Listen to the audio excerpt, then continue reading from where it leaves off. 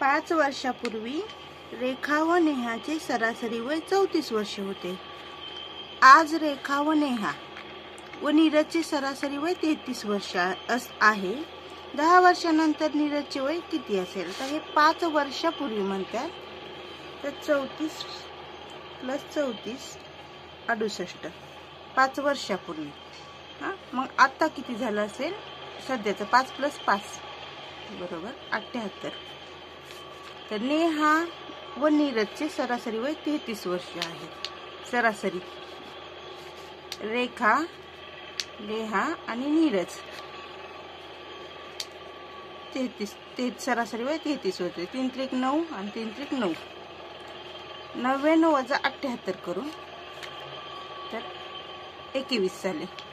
तर त्यांनी काय हे झालं आजचं नीरजचं वय. तर 10 वर्षानंतर नीरजचे वय किती असेल? +10 तर 31. तर आन्सर 31.